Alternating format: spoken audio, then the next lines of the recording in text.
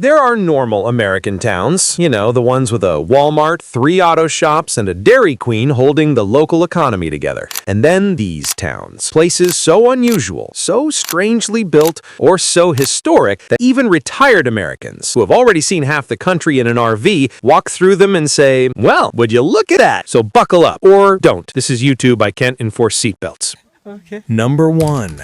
Eureka Springs, Arkansas. The town that looks like someone built it while drunk, and somehow it worked. Eureka Springs wasn't built so much as it was accidentally stacked on the side of a mountain like a toddler trying to build a city out of crooked Legos. Every street looks like it was sketched by someone spinning in a desk chair. You know how most towns have a normal layout? Well, Eureka Springs said, grid system? Never heard of her. Straight roads? What are you, boring? Flat land? Absolutely not. The houses here are wild. You'll see one building with 3 stories on one side and 1 story on the other, like it's trying to cosplay as a funhouse attraction. Some porches directly overlook cliffs, the kind of places where you drop your car keys and gravity claims them forever. The town blew up in the late 1800s because of its natural springs. People believed these springs could cure literally anything: rheumatism, back pain, depression, marriage issues, tax problems, probably your credit score too. Folks traveled across the country just to soak in the water. Imagine the Yelp reviews back then. 5 stars. My joints still hurt, but I met a nice man selling miracle onions. Would recommend. Because the springs were scattered everywhere, the town had to build around cliffs, over rocks, and through hills. The result? A web of narrow streets, hidden staircases, and roads that bend like cooked spaghetti. Even your GPS gets confused. In 200 feet, turn right. That's a cliff. Recalculating. Or maybe, good luck. Of course, we have to talk about the Crescent Hotel, one of the most haunted hotels in America. This place has so many ghost stories, it should come with its own paranormal tour guide as your emotional support animal. In the 1930s, con artist Norman Baker bought the hotel and falsely advertised it as a cancer hospital. The man had as much medical knowledge as a toaster, but he wore white coats and told people he could cure them with science. Spoiler, he could not. People died. Their spirits, according to locals, never checked out. Guests have reported seeing ghosts in the hallways, hearing voices, and feeling cold spots that are either paranormal or the hotel refusing to turn up the heat. And despite all that, Eureka Springs is gorgeous. Victorian mansions, quirky art galleries, winding mountain paths, and shops selling everything from handmade soaps to crystals that promise to realign your energy after your GPS betrayed you for the 4th time. Older Americans absolutely love this town because it's walkable, historical, friendly, scenic, and filled with random surprises around every corner. Like a treasure hunt, but with better food. Number 2. Centralia, Pennsylvania, the American town that turned into a slow cooker. Centralia once looked like any other quiet Pennsylvania mining town, the kind where everybody knows each other, and the biggest controversy was whether the diner switched coffee brands. Then, one day in 1962, the entire town basically said, "Okay everyone, time to try out the new lava floor game mode."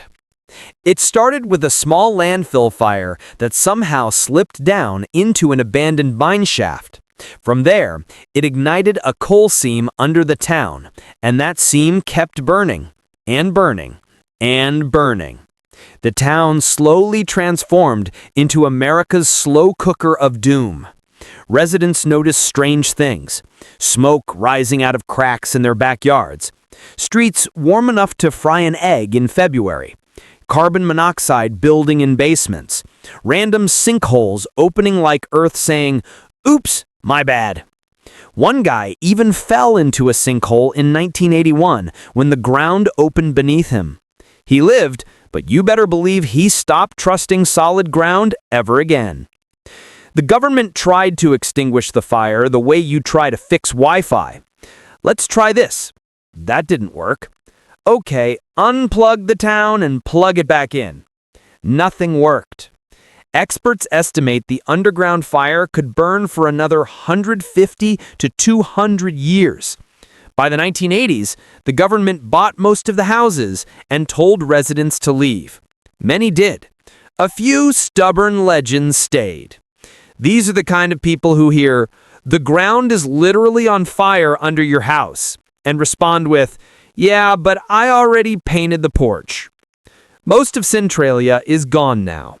Empty streets, overgrown lots, and the infamous graffiti highway, which used to be Route 61 until heat damage made it unsafe. Centralia ranks high because it doesn't just feel abandoned, it feels like the set of a post-apocalyptic movie filmed on a strict budget. And the craziest part? It's still technically a town, just one that's been slow roasting since the Kennedy administration. Number 3. Bar Harbor, Maine, where millionaires vacationed until nature said, "Not anymore." Bar Harbor didn't just attract wealthy people, it was basically the Hamptons before the Hamptons were cool. During the Gilded Age, the richest of the rich built sprawling summer mansions here. Think 40-room cottages, servants' quarters, imported marble, lawns so big they needed zip codes. It was the kind of place where the locals probably rolled their eyes every time another millionaire ordered lobster like it was popcorn. Then, in 1947, one of the most destructive fires in Maine's history ripped through the area. For 10 days, flames devoured the island. Mansions burned, forests turned to ash, even the sky went black. Whole neighborhoods disappeared. The newspapers called it the fire that ate a town. But Bar Harbor wasn't the type to give up. Instead of rebuilding their mansions, residents embraced a new identity, a gateway to Acadia National Park, one of the most stunning national parks in the country. Now, Bar Harbor is the place for scenic drives, whale watching, lobster rolls, and views so pretty they should come with a warning label. Might make you rethink where you live. Older Americans adore Bar Harbor because it's peaceful, charming, and full of nature, but with enough modern comfort that you don't feel like you're camping against your will. It's a comeback story, a phoenix from the ashes story. Except instead of flames, it rose from slightly over-toasted millionaires. Number 4. Bisbee, Arizona, the town that was a mining empire and then became an art school project. Bisbee sits tucked into a canyon so narrow you can practically high-five the mountain on both sides. In the early 1900s, it was a mining powerhouse, producing copper, gold, and enough silver to make a pirate blush. It was rich, rowdy, dusty, and loud. The kind of place where miners worked brutal hours, then spent their evenings in saloons that probably violated every health and safety law that exists today. When the mines closed, Bisbee went quiet. Companies left, workers moved away, buildings sat empty. Then something unexpected happened. Artists moved in. You know the type. They wear scarves in the summer. They drink herbal tea with names like Lunar Harmony. And they buy old buildings because they have good bones. They painted murals, opened galleries, restored old homes, and turned Bisbee into one of the quirkiest towns in the Southwest. Bisbee today is a blend of mining tunnels, vintage stores, colorful houses stacked onto cliffs, cafes with names like Sagebrush Espresso Manifesto, and cats. So many cats. Retirees absolutely love this place. It's artsy without being pretentious, historic without being boring, and peaceful without making you feel like you're trapped in a retirement brochure. Bisbee is proof that when one industry dies, another can show up with paintbrushes. Number 5. St. Augustine, Florida, America's oldest city. And it shows in the creepiest way possible. St. Augustine is so old, it makes other U.S. cities look like toddlers. Founded in 1565, this city has seen pirates, Spanish soldiers, British invaders, plagues, fires, hurricanes, and spring break tourists. And somehow, it's still standing. Its most iconic feature is the Castillo de San Marcos, a stone fortress built from coquina, basically ancient seashell mush that somehow stops cannonballs like it's made of magic.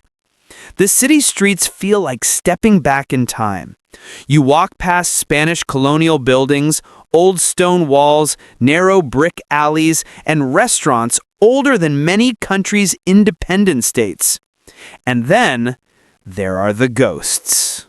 St. Augustine is one of the most haunted cities in America. A woman in white is said to roam the lighthouse. Soldiers reportedly pace the fort at night. Shadowy figures appear in cemeteries. Haunted pubs offer ghost tours with drinks included, which honestly seems necessary. But despite the spooky layers, St. Augustine is warm, gentle, and beautiful. The kind of place where older Americans stroll slowly, admire the architecture, and then immediately look for the nearest ice cream shop, because Florida humidity is undefeated. It earns its ranking for being ancient, charming, creepy, and absolutely unforgettable. Number 6. Deadwood, South Dakota. The town that said, rules? Nah. Deadwood is what you get when a history book, a casino, and a Western movie get into a bar fight and somehow all three walk away with a black eye, a new hat, and a gambling addiction. Back in the 1870s, Deadwood was the place for trouble. Gold was discovered in the Black Hills, and overnight the town went from quiet forest clearing to the population of a small stadium. Miners packed the place, gamblers moved in, outlaws followed, and of course, entrepreneurs who ran businesses that absolutely would not pass a modern zoning inspection. Deadwood had 3 unofficial laws. Don't cheat at cards. People took that very seriously. Cheating in Deadwood was like stepping on a Lego, guaranteed pain. Don't shoot the wrong person. Notice it doesn't say don't shoot anyone, it says don't shoot the wrong person. That's how chaotic this place was. If you do shoot the wrong person, don't get caught. Justice in Deadwood was basically a polite suggestion. This is also where Wild Bill Hickok met his end during a poker game, holding the now legendary Dead Man's Hand. Tour guides here tell that story like they were in the room when it happened. You'll swear they were sitting at the table next to Bill, sipping sarsaparilla. Deadwood today is a whole experience. Casinos that make you feel lucky even when you're losing.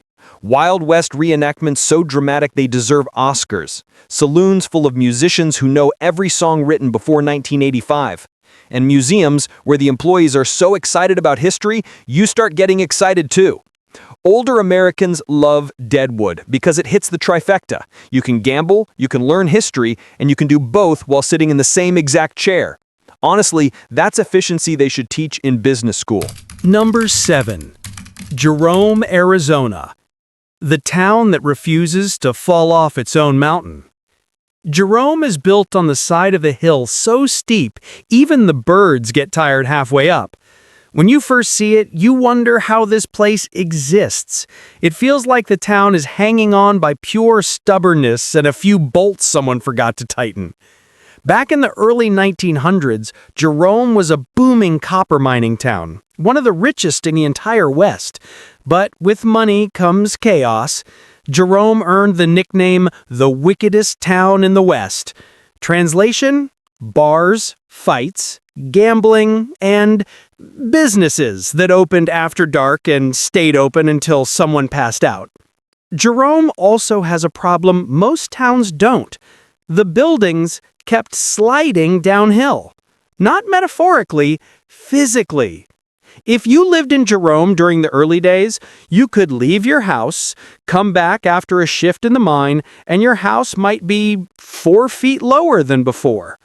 The town jail even slid off its foundation and moved downhill. They didn't even bother fixing it. They just shrugged and said, "Well, that's where the jail lives now." When the mines eventually shut down, Jerome became a ghost town until artists moved in. And when artists adopt a town, they treat it like a giant canvas. Galleries everywhere, murals on walls, sculptures in random corners, wine tasting rooms, shops that sell handmade jewelry, pottery, and things nobody asked for, but everyone buys. And then there are the ghost tours. People swear this town is haunted by miners who still clock in even though they've been dead for a century. Older Americans love Jerome because it's charming, a little spooky, full of character, and high enough on a mountain that the summer heat feels slightly less like the wrath of the sun. Number 8. Leavenworth, Washington. The Bavarian Disneyland no one asked for and everybody loves. Leavenworth is one of those towns where you arrive, look around, and ask, wait, are we still in America? Because everything, and I mean everything, looks German. Not slightly German, not inspired by German, full send, 100% Bavarian mode activated. Back in the 1960s, the town's economy was struggling. The railroad moved, logging slowed down, and things looked bleak. So the townspeople had a brilliant idea. What if we turned the entire town into a Bavarian village? And they did. Every building got a makeover. Restaurants, hotels, the gas station, even the hardware store. You pull up to a Starbucks and the sign looks like it's ready to yodel at you. Leavenworth hosts festivals year-round. Oktoberfest, Christmas Lighting Festival, Bavarian Ice Fest, and my personal favorite is called Random Weekend, where the whole town dresses like it's 1800. Older Americans love Leavenworth for 2 reasons. It feels like Europe without the jet lag, and the bathrooms are American-sized. Plus, you can get bratwurst, pretzels, and beer the size of your head while enjoying mountain views that look like a Windows wallpaper. Number 9. Solvang, California. Denmark, but make it California. Solvang is what happens when Danish immigrants move to California and say, let's build Denmark here, but with sunshine. Windmills, cobblestone-style paths, cute houses with timber frames, bakeries selling pastries so good they should require a warning label. Solvang was founded in 1911 by Danish Americans looking for a warm, open place to create a new life. They built schools, churches, and traditional Danish buildings. Over time, tourists discovered it, and Solvang leaned harder into its theme. Now it's a full-on Danish-themed town. A Hans Christian Andersen museum, bakeries selling Abelskiver, round pancake balls older Americans pronounce Appelskivers, and that's fine. Shops selling sweaters thick enough for winter in California, which is maybe 63 degrees. Solvang is adorable, extremely walkable, and the kind of place older Americans love because everything is close together, clean, and feels like you're strolling through a Hallmark Christmas movie. Also, older folks who have traveled to Europe love saying, well, I went to the real Denmark, and this looks pretty close. Does it? Meh. Close enough. Number 10. Helen, Georgia. Another fake European town, but this time in the mountains. Helen is Leavenworth's southern cousin, another town that said, let's go full Bavaria. In the 1960s, Helen was a dying logging town. The economy was weak, businesses were closing, and the place needed a miracle. So the town leaders got together and said, what if, and hear me out, we turn our struggling mountain town into a German alpine village? And boom, Helen was reborn. They changed the architecture, the shop signs, the restaurants, the color scheme, everything. Looks like a postcard from Germany. Oktoberfest in Helen is legendary. The town turns into a festival of music, pretzels, sausage, and retirees dancing slowly but enthusiastically to polka music. Even the Dollar General looks kind of German. I don't know how they did that, but they did. Older Americans love Helen because it's clean, It's festive, it's full of shops, and the beer is served in mugs that double as self-defense weapons. Helen earns its ranking because it's fun, silly, charming, and absolutely committed to pretending it's in the Alps despite being in Georgia.